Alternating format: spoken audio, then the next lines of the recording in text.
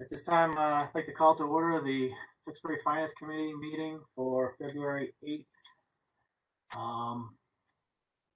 Go over some more budget reviews. First up will be police. Is that right, Richard? With Chief Columbus. Welcome, Chief. That is correct. First one with us? The police department, correct, yep. And his first one, yes. Excellent. Do you want to just walk us through it, Chief? Oh, actually, I was going to share my budget over here. Yep, absolutely. Thank you.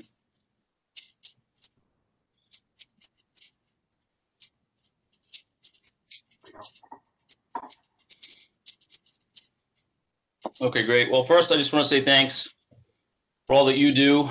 We cannot provide the service that we provide without the support from the Finance Committee, the support of the Town Manager, and the Board of Selectmen. Since becoming the Chief in June, I've seen nothing but support, and it's greatly appreciated. We know that that support is earned. That's something we have to earn every day. With the main parts of this budget, you can see we've had a $20,000 reduction in salary, a $7,000 reduction in the operating budget, and our capital outlay was reduced by $153,000. I'll break those down a little bit, and then certainly if you have any questions, please let me know.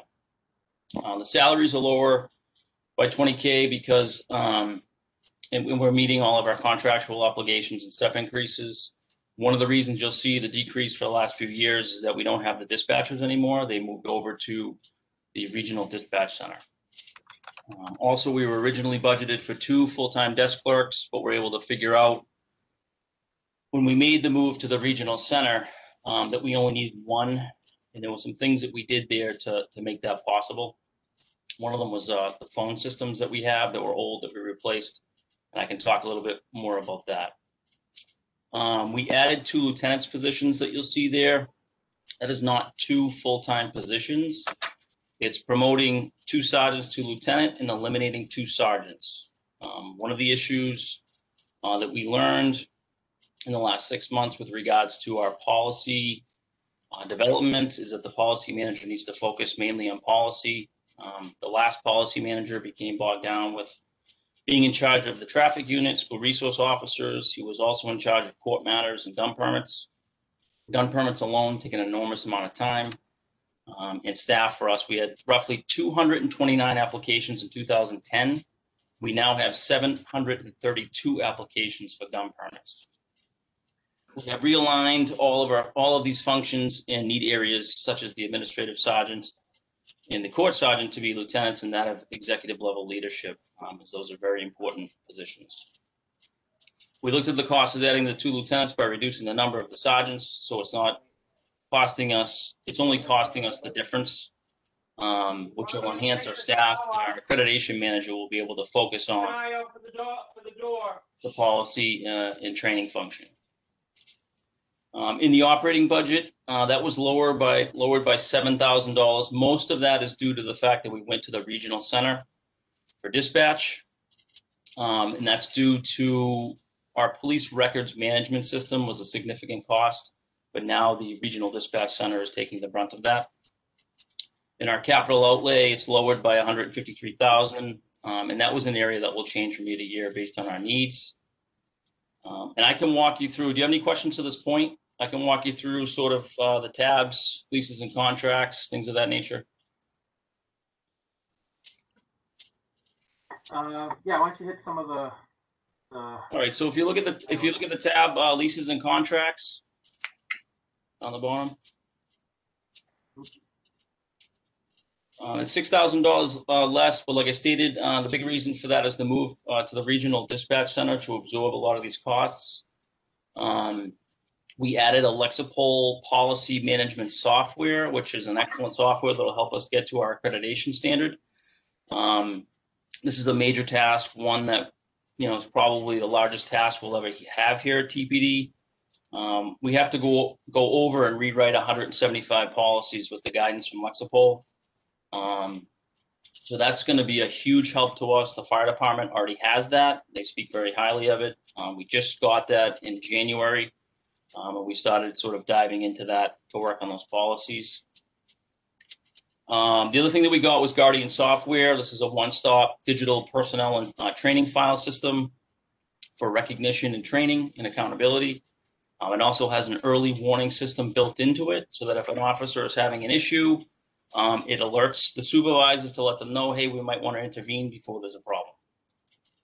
The other thing we added to that, and this is best practices in law enforcement, I reckon this is a recommendation from the Middlesex District Attorney's Office, is an evidence audit to be done annually, an outside company to come in and audit all of our evidence.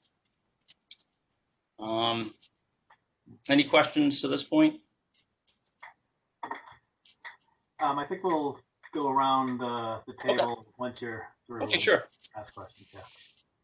Communications, that went up $7,000, mainly due to the fact that we needed a new phone system within TPD. I talked a little bit about that as far as the system we have is about 20 years old. And when we upgraded that, that was a significant cost, as you can see there, the $15,000. But it also helped us eliminate a desk clerk position from the rec center, the dispatch center, because they're able to page from their building to our building. They're able to use the extensions that we have, and it's a much more streamlined system. When you look at the computer tab, that went up by $7,000, and some of the prices have gone up, but we needed a new backup server. We added monitors, and of course, being remote, needing more laptops and cameras, and replacement costs. And all other supplies, that was reduced by $13,000 just by fine tuning some of the things and judging what our needs were. And then staff and development, those costs were lowered by $1,500 due to a price drop in service. And then capital outlay was lowered by $153,000 because it just those costs are adjusted each year based on our needs. Some of the things that we have there in capital outlay, obviously our vehicle replacement purchases. We need to update our phone recording equipment. That was something that changed when we went to the regional dispatch center. We're also looking at adding 6 patrol rifles. We're getting away from the shotguns. The patrol rifle itself is a much more accurate and easier tool to have in case we need them. And the mounted speed board message signs, you might see those in some of the communities. It's sort of a friendly reminder. We can put those in areas where we get a lot of traffic complaints for speeding. Something we can build off of every year. Certainly doesn't replace enforcement. We'll certainly do that, but these are excellent for reminding people, just to slow down, friendly reminder, like you said. And that's all I have. All right, thank you for that summary. I will go around the table here and see what we have for questions. Rich, do you want to pick us up? Sure, I'll start us off. Thank you. Chief, from your narrative, the Word document, are those things you were looking at in priority order? Like you talked about? Yeah, not necessarily in priority order. Those are certainly needs that we looked at. With the detective sergeant supervising the narcotics, that's an area where, it's one of those positions where there's high risk there. Certainly there's a need for it in our community, and I think everybody sees that. Yep. But it's an area where it's very dangerous work. There's undercover work that's involved. There's money involved, obviously, drugs involved, and it's an area where there's risk, and I want to have that level of supervision. So without getting it, I still may move a sergeant into that position because I feel like the risk in that area is just too great. Okay, and on the firearms licensing, you said we had in 2010 we had 229 apps, but we average over we average over 700 requests per year now? So that's what we've seen this year. It's gone up every year since 2010. That is certainly And it takes a lot of work. Our full-time desk clerk on 412 is doing most of the paperwork behind the scenes on this. It's an area that when I became chief in June, we saw a lot of complaints. People were, I mean, we were back because of COVID, but people weren't getting their permits as they should in the time that is afforded for them to get them. So we made some moves. I put an officer in that location, but with her position, she's doing a great job. We're all caught up. But with her position, she also does community relations, community engagement, and she's also part of the frontline initiative for, you know, helping people with substance use and mental health. So once we get back to a point where we're doing community functions and community engagement, I'm going to have to move some things around. I don't want these to get behind, and I want people to be able to get their permits within the time allotted, but I don't want to take away from another area. Because it'll start to back up again once she starts to do her community involvement. Yeah, that's correct. And then the third thing, obviously, is a real big expense. Obviously, a hot button issue with police reform and everything we're seeing across the country is the body cameras. I think it's a necessity today for officers to have them. And I don't think officers today are afraid of body cameras. We want the body cameras because we want to show. Unfortunately, today, if something happens and it's not on video, they don't believe us. And I never want to put this department, this community, or an officer in a situation where we can't defend what we've done, and certainly for accountability as well. Do our cruisers have dash cams? No, they don't. Okay. That's all I have for right now. Thanks, Rick. Dave, you want to go next? Yeah, thank you. Rich covered my first points. I wanted to go through the narrative, but Chief, again, welcome. I think the Tewksbury Police Department is a great service to the community, and I really appreciate you taking that on. One of the things that we've gotten in the past, and maybe Richard, between you and the new chief, getting the statistics. We had stats that would give us, at least the last one from last year went 2016 through 19, to kind of give us you know, a breakdown of all the different categories for calls. I have all that ready for you. Comparison report, you do have that. Yeah. In lieu of having that in front of me right now, what are the biggest changes, Chief? It's been a very interesting year. So it's hard to look at the statistics, and most of the numbers in all of our categories are down. The arrests went from roughly 750 down to about 650. But we've had to balance our proactive versus reactive approach while trying to maintain our services, even at the lowest level, while dealing with COVID outbreaks. At one point, we were down total positions with people being out, whether it was COVID exposures, being down positions due to retirements or injuries. We were down 17 positions at one point. So we had to, and we're recently going back, but we've had to break down all of our specialty positions and put them back into patrol. So it's been difficult, and it's hard to look at stats in a year where we were facing a pandemic, where you didn't have as many people on the road. You didn't have, you don't have as many kids, going to school daily. So the traffic accidents or the calls for service, what was up and, is reasonable is calls for mental health services, substance use, overdoses, unfortunately, were up. We went from 3 to 14 last year, which is a significant increase, and they're seeing an increase, throughout the area and throughout the country on these. I was kind of curious how the pandemic would affect the statistics. That's very insightful. Thank you. Yeah.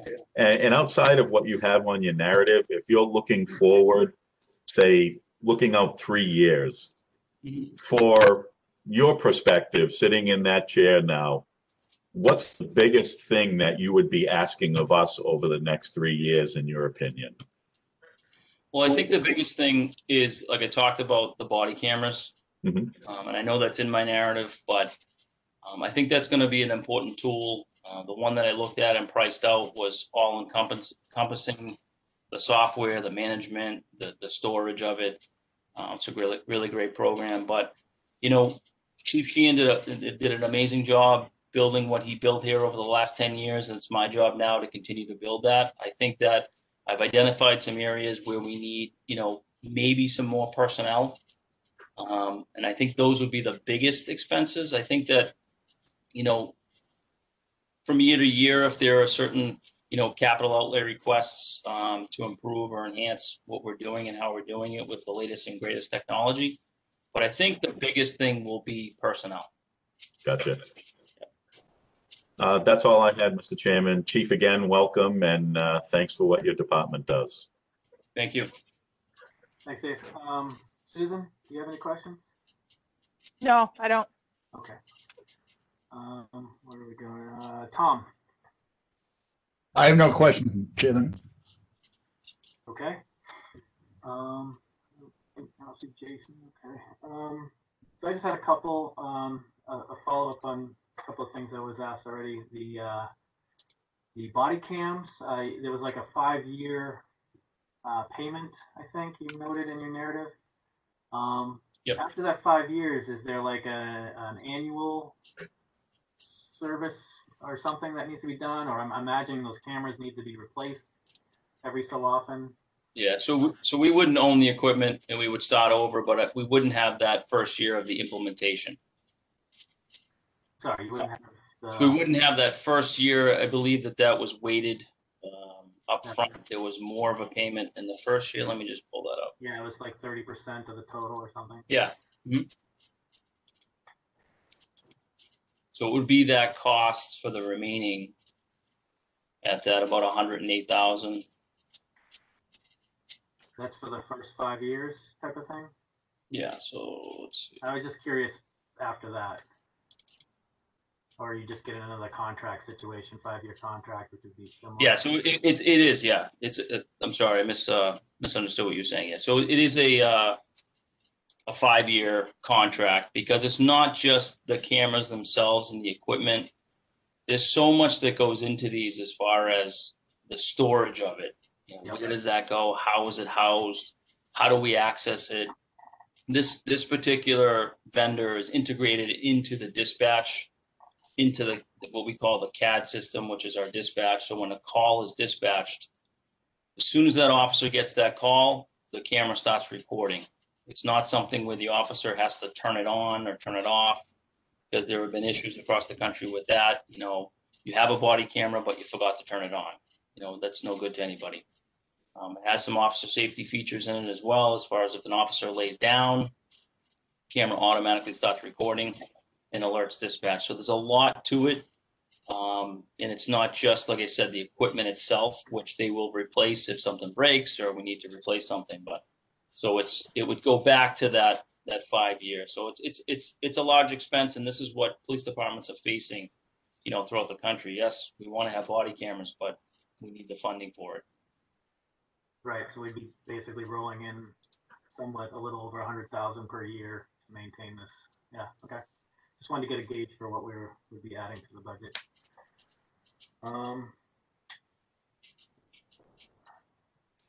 While we're on that dash, the body cam, could I ask another question? Sure. Chairman? Chief, would dash cams augment that, or would they be of any use? Yeah, so the dash cams, there's a program within this particular thing that I'm looking for with the body cameras. It would be an additional cost for the dash cams, but if you're talking strictly a dash cam instead of a body cam, it would be hard for a dash cam to cover everything. It's one thing to cover it on a traffic stop, but a lot of what we do is interacting with people away from the person.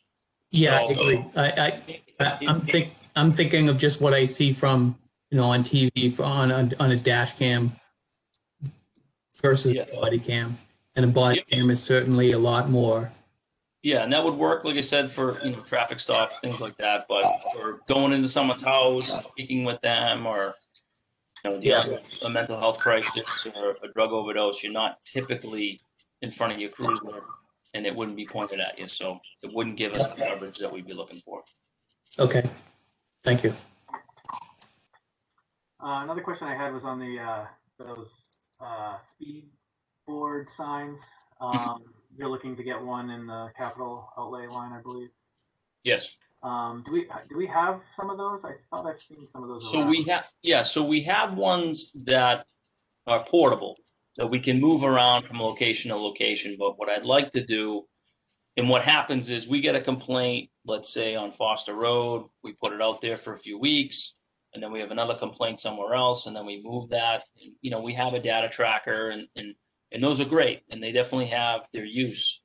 But and I'm sure you've seen these in other communities. You're driving through, and you get this light sort of flashing at you just as a reminder to slow down. So I think it would be nice to invest in these for these areas that we receive a lot of complaints in, to slow people down on a permanent basis. Again, it doesn't take the place, doesn't replace enforcement, but sometimes, and it's just the way that it is today, people aren't paying attention.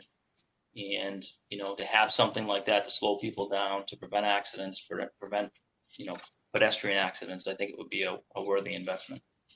Okay. And so is the one that you're looking for is different than what we currently have, and how many? Yeah, this is much smaller. It would be mounted. It would be permanently placed. Certainly we could move it, but it would be mounted and permanently placed.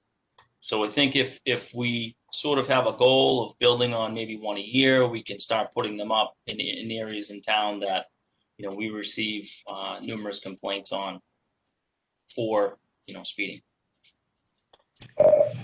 Okay. Mr. Chairman, on those, they're like the ones you'd mount on a telephone pole with a flashing, two yellow flashing lights, and your speed is 35 in a 30, that type of thing. That's correct. Thanks. And how many, roughly, if they were free, right? How many would you grab right now to put out there? How many hotspots? If they were free, I'd probably grab 5 of them. Okay. There's no question about it. So, I mean, there's, traffic complaints, speeding in neighborhoods, certainly, throughways like a Foster Road or North Street. Those are areas that we would focus on, and I think we have many of those in town. But I think if we start with one and sort of build off of those, I think we'll be in a good position. Okay, thanks. And I was curious on the energy utilities line, and maybe this is more for Richard, but we seem to have a big bump from fiscal year 20 to 21. Is that just energy costs? Yeah. So, Richard, do you want to take that one, or? No, go ahead. Go ahead. We did a look back of the last few years, but go ahead, Ryan. Yeah. So we basically just kept it the same. We've had issues over here with, different things that we've tried to upgrade to our heating system, our air conditioning, our boilers, and Vinny's done a great job helping us out with that. But the utility costs were something that we looked at and said we're just going to keep it the same, from last year. Yeah, but so what about, I was more curious the year before, like from 20 to 21, because I did see that it was level funded for this year, which, is great. But I was wondering why the jump from the previous year, which was before your time. So I didn't know if you knew, Richard, or. Yeah, Rob, it could have been just the cost of utilities for that particular year. We did have a bump in our electric rate with Constellation. That could have been it. Usage of the building. I think the building has become more energy efficient over recent years. So, that's why we're holding it at 111,000, and that may be even, we may be able to even reduce that in future years. But I think a lot of it had to do, we did see a bump in our rate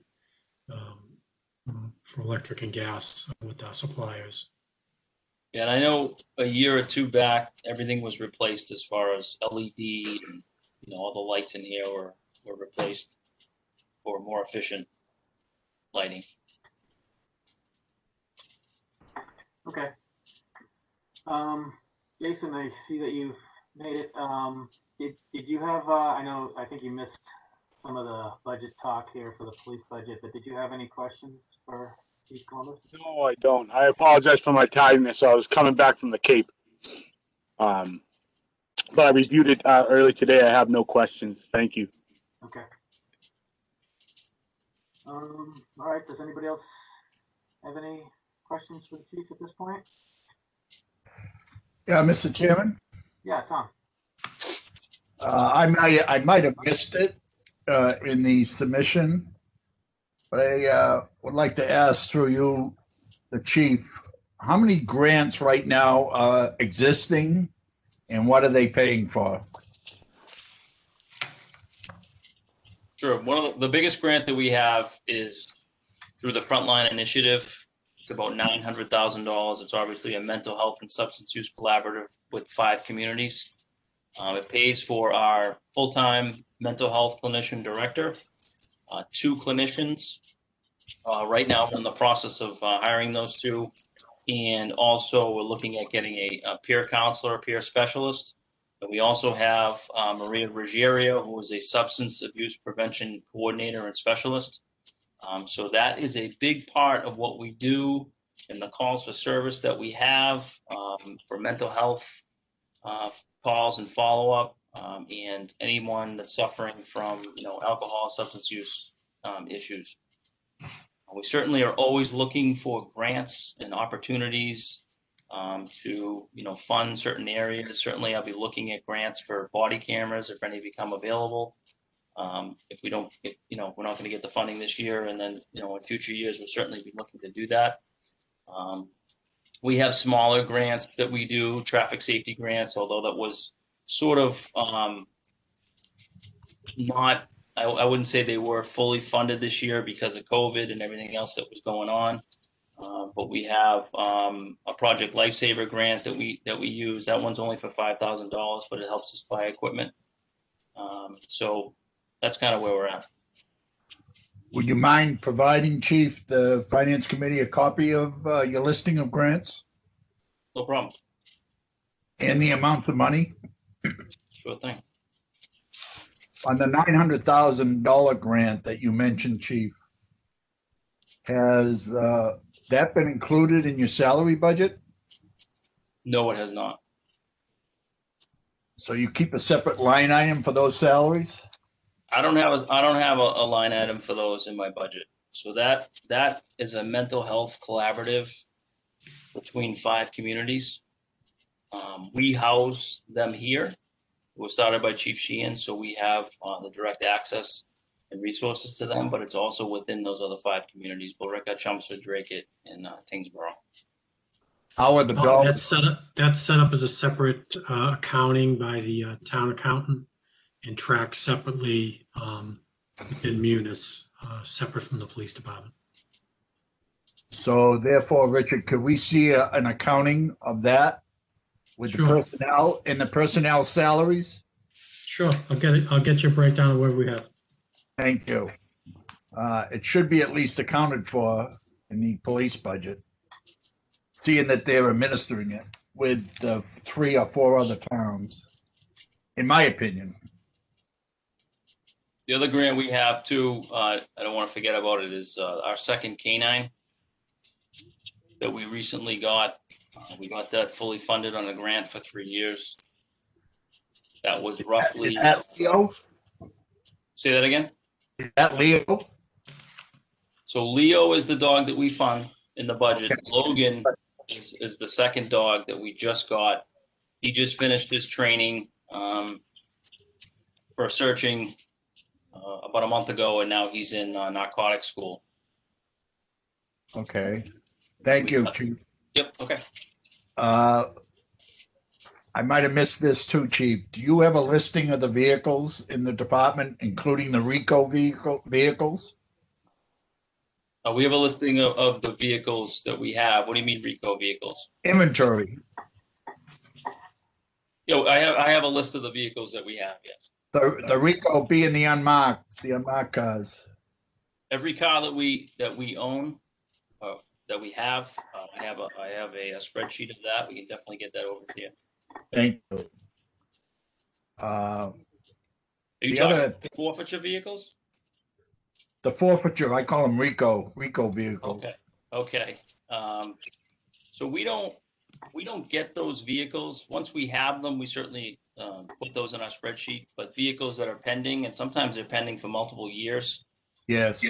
that's through the DA's office. But we're able to utilize those quite a bit with our detectives.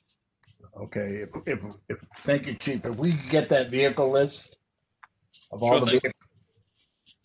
We did get You mentioned the weapons being changed out from the shotguns to the long rifles. Yes, sir. How many shotguns are going to be transferred out, and how many long rifles will we be purchasing? We're looking to purchase 6. And the shotguns are all, we're going to try to trade those in. And we haven't really figured out exactly what we'll get for those. I don't think it's going to be much, but we're looking to get 6. We're looking to transition away from them. I've spoken to the experts that we have here, the trainers. Most people don't take them. It's sort of a large and bulky weapon. One of the things that people say, well, you can breach a door with it. And to be honest with you, that's specialized training. That's not something that we do. And we'd like to transition away from them to a more accurate and effective weapon. One last question, if I may, Mr. Chairman, to the chief.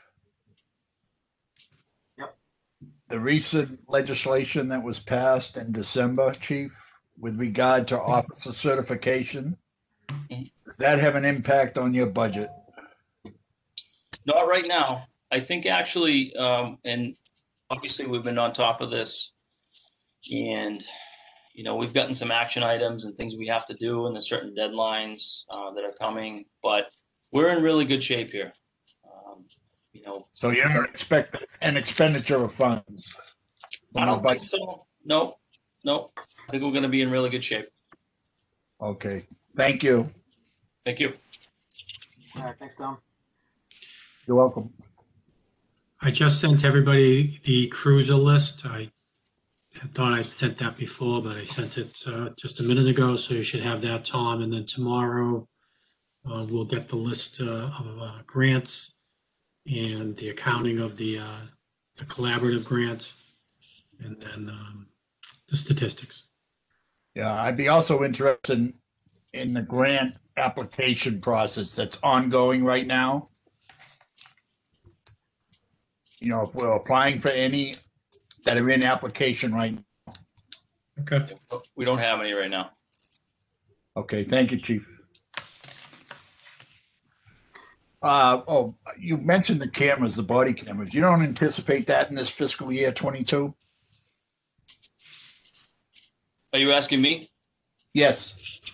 I mean, if you want to give me the money, I'd be happy to spend it, on the body cameras. But I just think that, one of the things with police reform, and we've been talking a lot within the Mass Chiefs Association, is hoping that there'll be some funding available, or at least some grants available.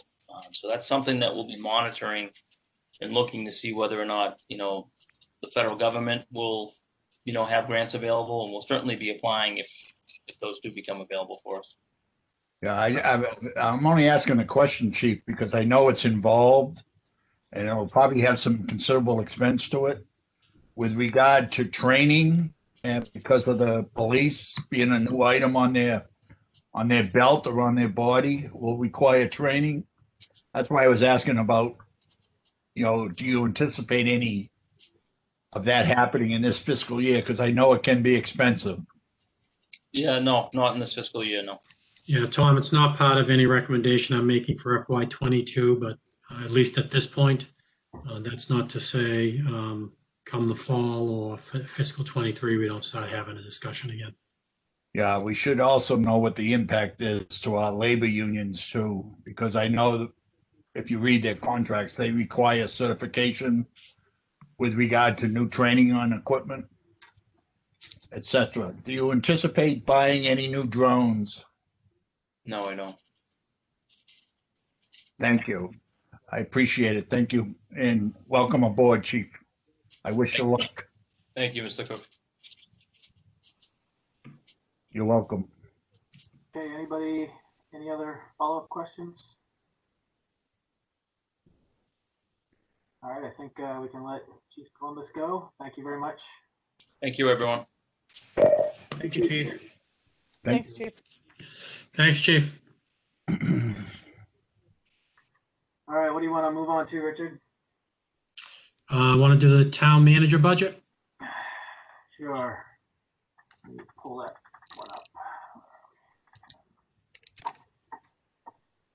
Here we are.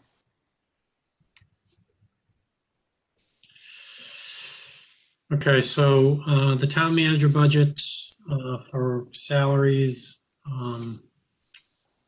changes were made to personnel in the office, their steps within the personnel non-union wage scale. I do have an upgrade recommendation in the salary budget for the assistant town manager to go to grade 14 as part of that group of individuals I would like to see upgraded in FY22.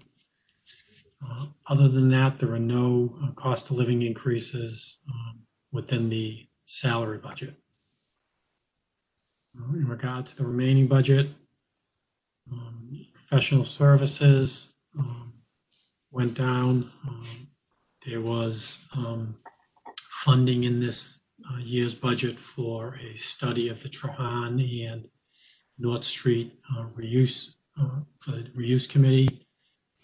That was funded in 21, and I didn't fund it in 22. If it does go into 22, I always have money for professional services within this budget I could utilize if needed. I increased the cost with the town of Bill Ricker for their for the animal control services that we utilize through them. But other than that, this budget saw a decrease. Office supply, just general office supplies for the budget, no change. Insurance reimbursements, that's just a contractual item within the town manager contract for disability and life insurance. Travel is just for staff travel to any conferences and seminars within the state. We don't do any out-of-state travel. Dues and memberships, $1,000 for International City Managers of Municipal Managers Association, and then purchasing collaborative that we utilize throughout the state for joint purchasing, and then planning memberships for the assistant town manager. Staff development, mainly for the assistant town manager, and then nothing in capital outlay. All right, That's it. I guess we can go around. Rich, you have any questions?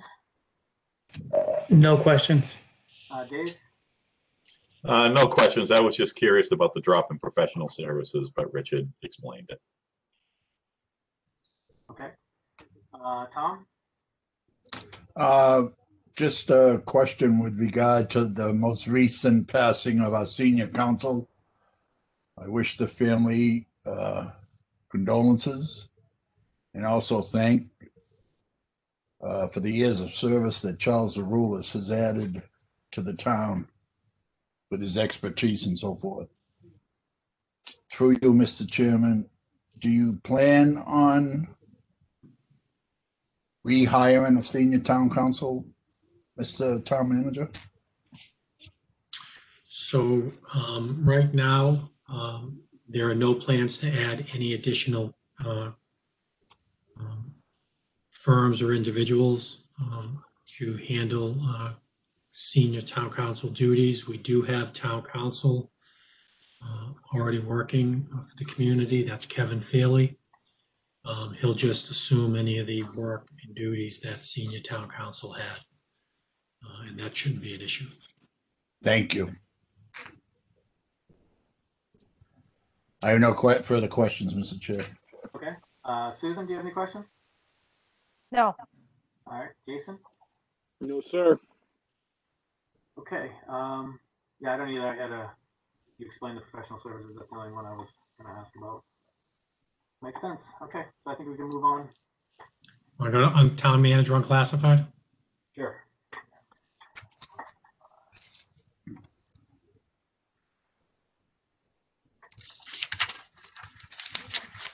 I think I got it.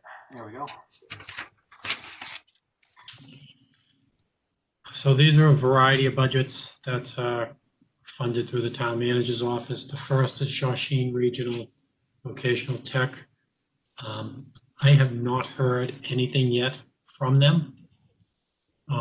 So I can't speak to what their assessment's going to be. I hope to hear in the next couple of weeks. Right now, I projected about, I believe, maybe a 6% increase to their budget. But that's just a projection at this point. I'm just waiting to hear from Shawshene Tech. They will come in to meet with the finance committee on their budget once they finalize their budget. But right now, that's just a projection, and that will be adjusted up or down depending on what we hear from them. Essex North Shore Agricultural, again, that's the assessment for Essex Aggie. It's a projection based on what we think we'll see next year. Right now, we have 7 students plus their transportation, and I've added a 5% increase onto that amount going into FY22. Occupational injury, this is how much we set aside for employee occupational injuries. This is essentially our workers' comp, which we are self-insured. That's level funded at $125,000. $125,000. Unemployment, I've increased a little bit based on individual we have out that's on unemployment right now with the town. I don't expect any other employees being on unemployment. We just have one at the moment. Group insurance, this is our health insurance for the town and the school. We are not projecting any increase in premiums for FY22. We are projecting a 5% increase for our NetX. We are not projecting an increase for our dental plan. The reason why there's an increase on the town side budget is because of retirements that we will be having over the next year and the need to fill those positions and projected insurance for those individuals who will take those positions.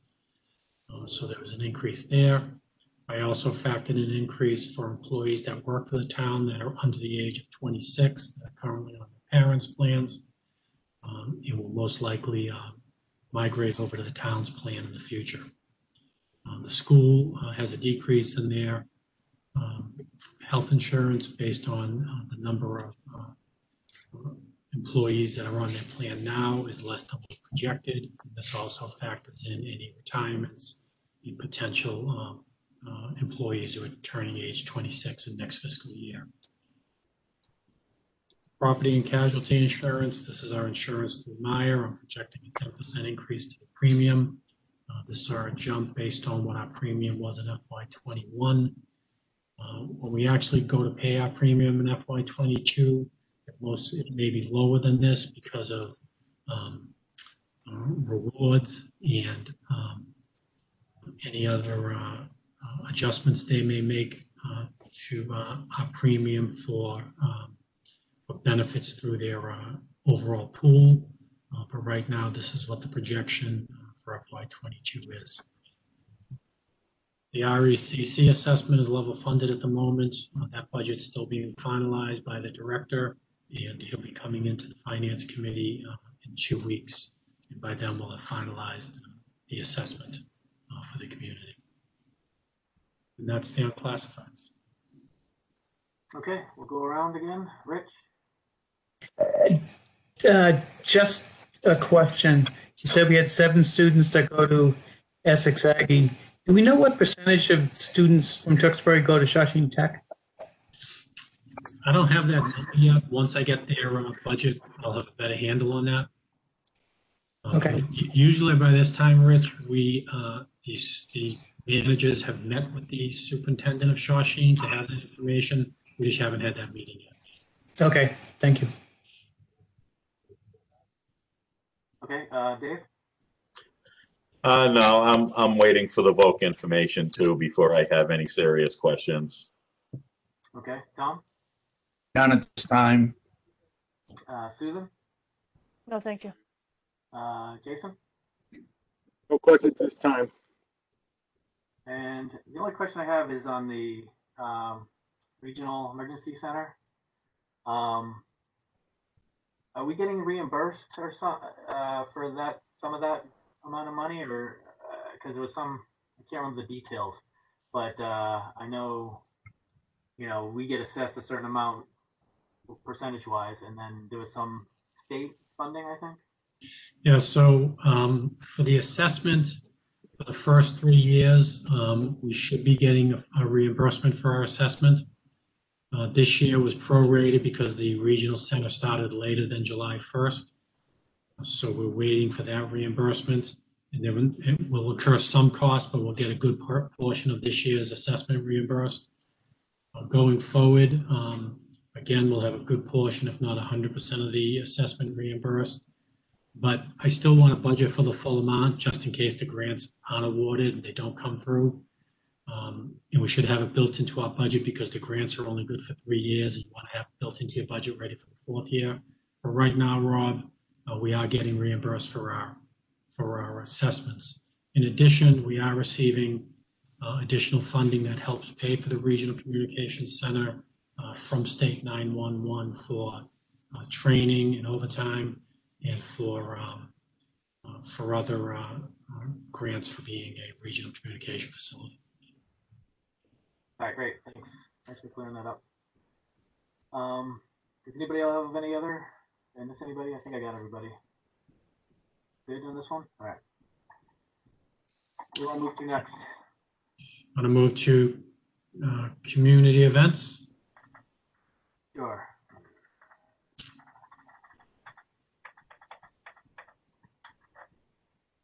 Here. So this budget's level funded. Obviously, we don't know the future of our community events, but we want to be budgeted for them anyways, and we budget for the, under all other, we budget funds to have a fall harvest festival, Memorial Day parade, our 4th of July fireworks, farmers market, which is really, we changed that to the community market, which was extremely successful this past year, even during COVID. And then holiday lighting, and then any miscellaneous events that could take place throughout the year, depending on if the events committee or any of the departments have events. So this all other captures the expenses for those events. And then under special details, funding is set aside for police and fire details for mainly for the Memorial Day parade, Harvest Festival, and July 4th fireworks. Again, we're not sure if there will be events, but it's too early to rule them out. So I'd like to have the budgets in place, and hopefully we can move forward with them.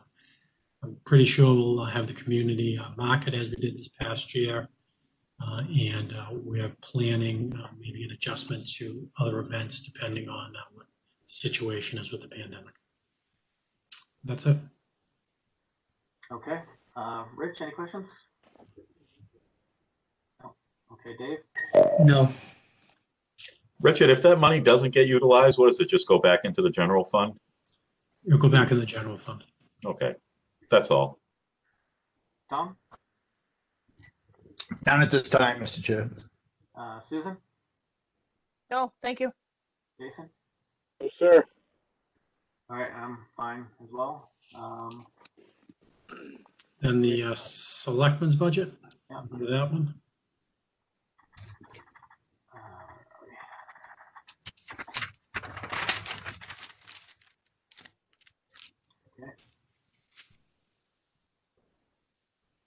So selectmen salaries is level funded based on what each individual selectman receives. And then there's funding in the budget for the 2 recording secretaries. One is for the selectmen themselves, and then we fund the elementary school building committee from this budget also. Under professional services, funds are set aside for the annual audit of the community.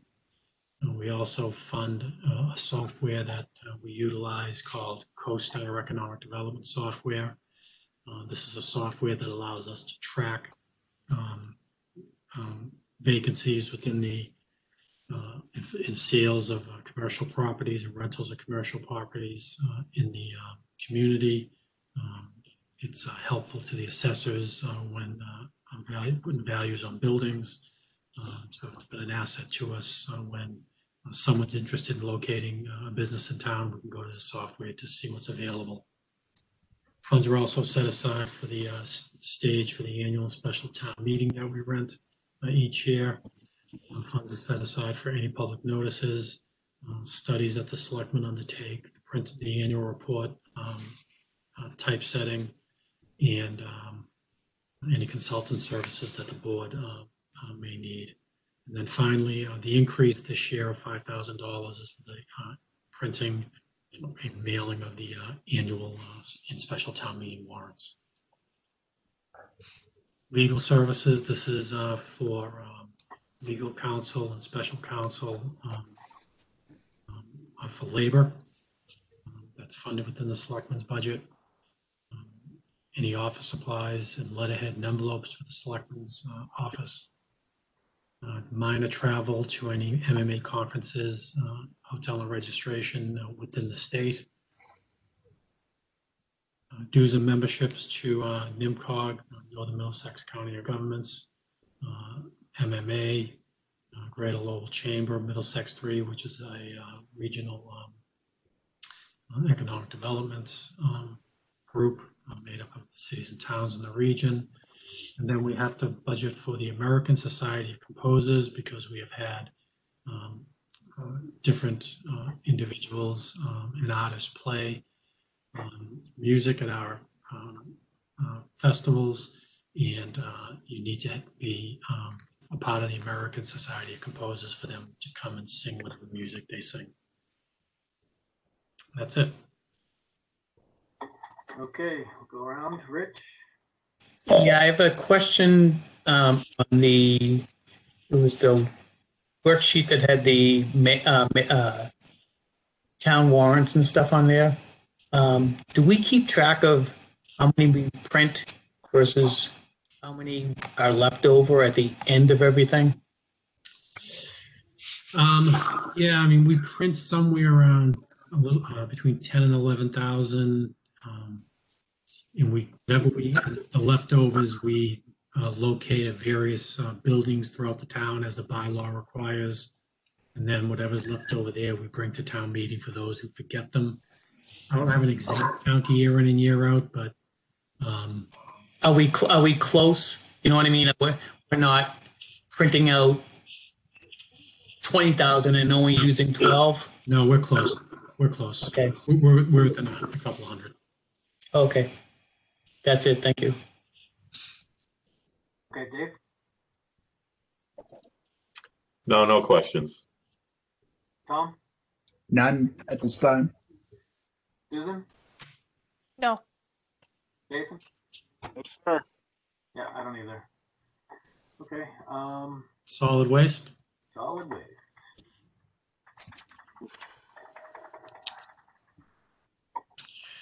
So solid waste is one of the budgets that saw an increase this year. Good size increases. The first, our contract with Republic Services increases each year by 3%, which is built into the section under solid waste collection. It's also adjusted for fuel, which we saw a decrease in fuel based on the cost of per gallon of gas that we're seeing. So that was beneficial to the contract. Recycling adjustment fee. Recycling costs money to dispose of the recycling because the markets have dried up. We generate somewhere around 2,992 tons of recycling that will cost $60 per ton. to dispose of or to process at the waste management facility in Billerica.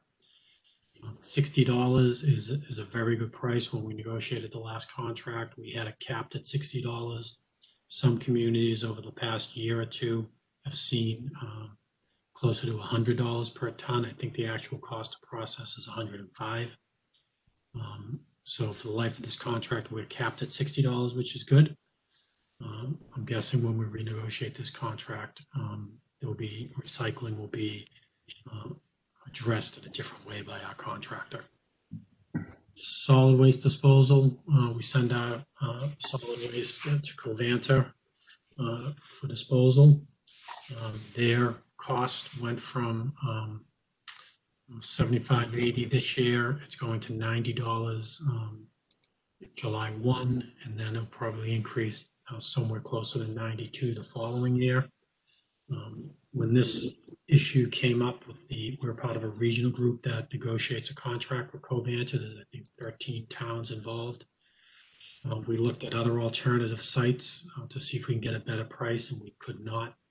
There's a limitation on where cities and towns and even private sector groups can take their solid waste with the number of landfills being closed in the state and the lack of permits being given for other waste to energy type facilities. There is a limited market where you can send your trash. So they really do have us in a difficult situation from a pricing standpoint. So $90 is what we're going to be seeing come July 1, and that's a big part of our increase. Sutton Brook remediation. This is the cost we're still paying on Sutton Brook remediation, $99,540. Hopefully we're going to start to see this go down after the next few years, but right now we're at level funded. Keep a small amount for legal because we still are part of a PRP group for the Sutton Brook landfill. We had special counsel assist us with the Sutton Brook consent decree that was agreed to probably over 10 years ago. We haven't used the legal counsel in quite some time, but we keep the money aside in case we need to. And then there's no funding for recycling programs. We address that through grants or through the revolving fund that we have. That's it. Okay, I'll go around again. Rich? No questions from me. Thank you. Nothing. Dave? I'll use the phrase, I guess we're over a barrel with the solid waste. Should I? I avoided saying that, Dave, so thank you. I appreciate the work that you guys have done to look at options and try and keep controls. Is it time to think about building our own facility? Has that ever been talked about? Well, yeah. I did think about it, but as you know, that would be pretty controversial to bring forward a waste to energy plant somewhere. You'd have to have a location that is remote, near a highway with on access on and off the highway. How about where we were going to build a mall? Yep, I thought of that too. But again, there's no on and off access to the highway. Well, if we opened it to other communities, we could go back to that building the other ramp that was going to be done for the mall. And I know I'm kind of, you're doing everything you possibly can with the sites that are there, but I'm trying to think long term for the community. Maybe it's something we start to market the idea and see if it is something that would be possible, because this is going to keep going up and it hits people in the pocketbook. So yeah, no, it's something that comes back. In all honesty, Dave, it's a site I did think about. We have talked about internally briefly. It's something that I do think is a good idea. The state's not giving any permits right now, but that's not to say it's not something we should look at. To be a community with a waste to energy facility like there is in North Andover, like there is in Haverhill, not only do you not have to pay for trash disposal, but you also get a host fee on top of that. Exactly. So it's truly a benefit to the community if you can find a site that doesn't impact any of the residential areas in the community and does have good access on and off the highway. But it's in all joking aside, Controversial, I admit that. Yeah. But sometimes where it hits you in the pocketbook, controversy sometimes takes second seat. So we'll see. But I just feel bad because I think you're kind of spitting into the wind trying to find a place to dump it at a cheaper price. You're just not going to find it. You're trying real hard, and I appreciate that, but it's not a winning battle. Yeah, what's happening right now is they're not interested in creating new markets or new locations for waste disposal. They're promoting recycling. Right. And they're forcing communities into other areas of recycling, such as organics, food waste recycling, things like that. So they're really trying to push an increase in recycling, which unless the recycling markets open up, we're in, again, another catch-22. Right. Well, thank you for trying. I'm done with my spiel, Mr. Chairman. That was a good question, Dave. Definitely. Tom, you have any questions? Yes. Do we have a cap on our solid waste? The amount we can send, Tom, or the price? The amount. No, we give a projection to Covanter as a region, and that's all we do.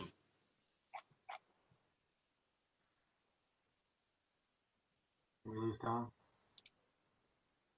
I think so. It sounded like he stopped in mid. We explore.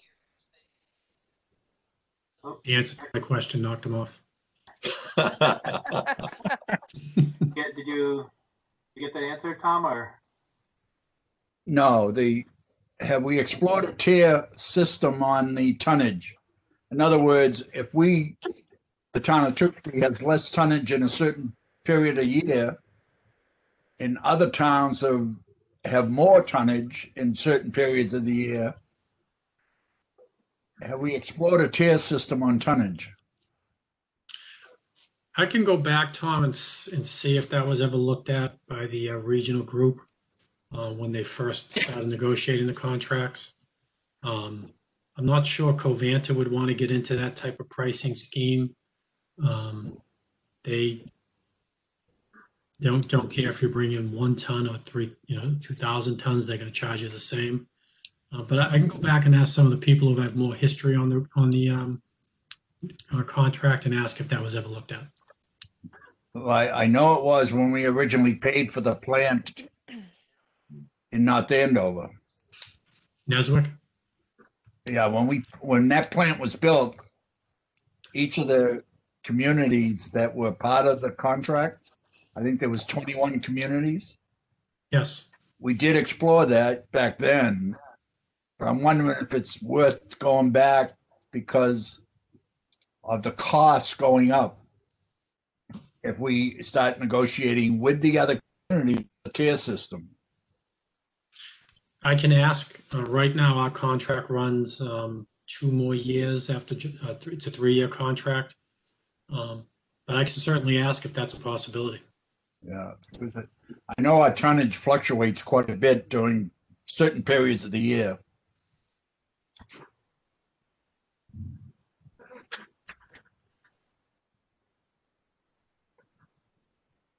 Thank you. Okay. Susan?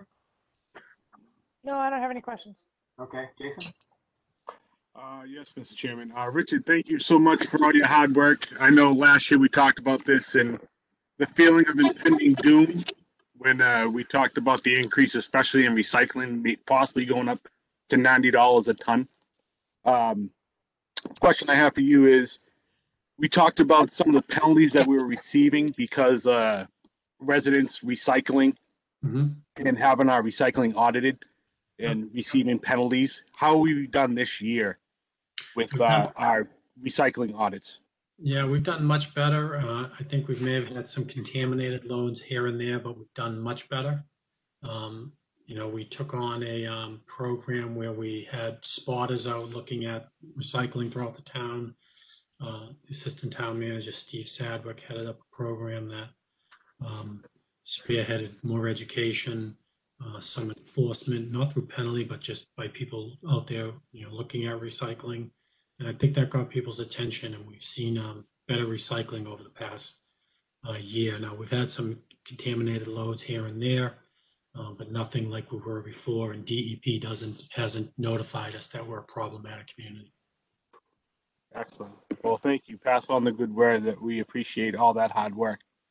I will. All right. That's all I have, Mr. Chairman. All right, thanks, Jason. I think my connection's issues here.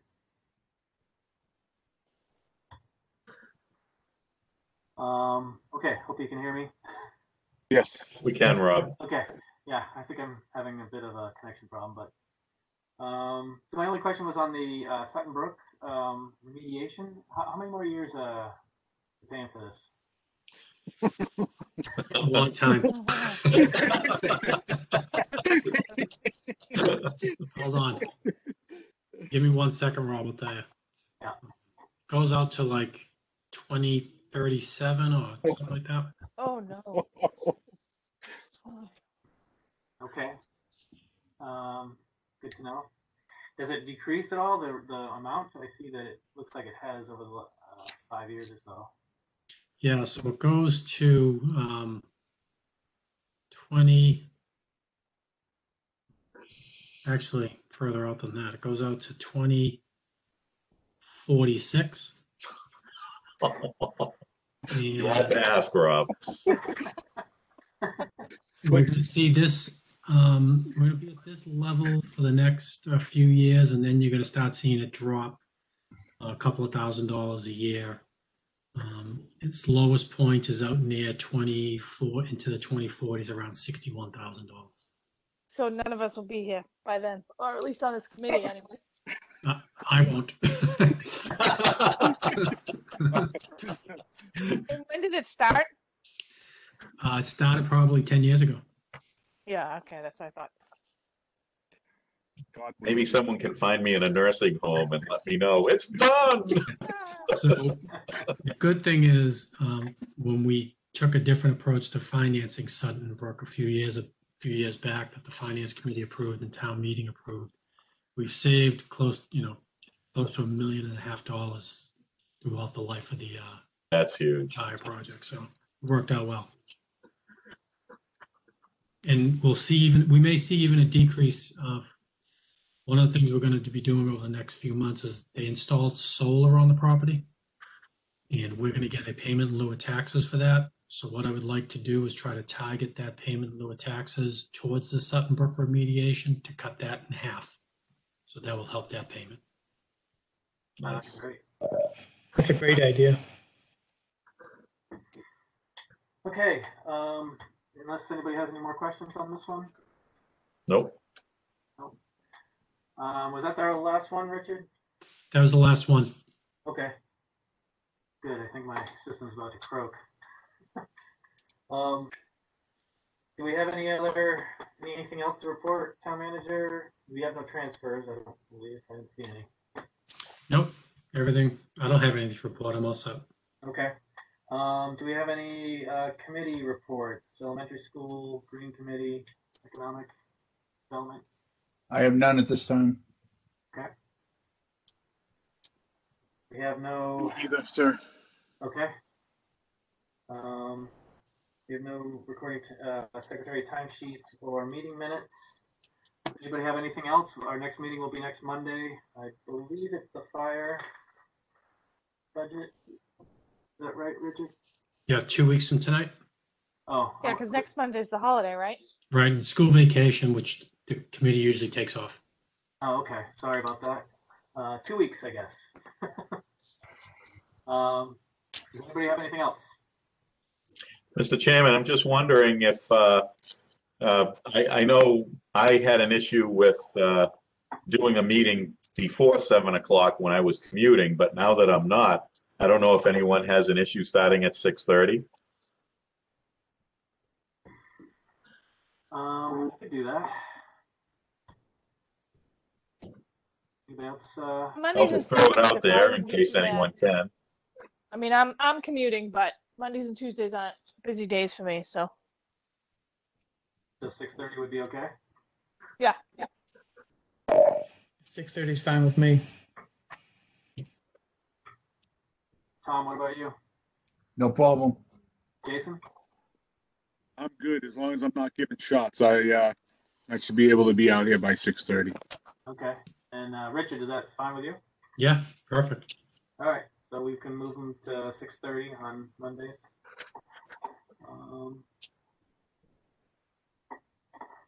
I don't have my schedule right in front of me, but I guess in 2 weeks. Okay. So if nobody has anything else, we'll look for a motion. Motion to adjourn. Second. Dave, Jason with a second. Roll call. Rich, how do you vote? Aye. Dave? Aye. Tom? Aye. Susan? Aye. Jason? All right. Chair votes aye as well. We are adjourned. Have a good night, everyone. Thank you, everyone. Have a good night. Be safe. Bye-bye. Bye.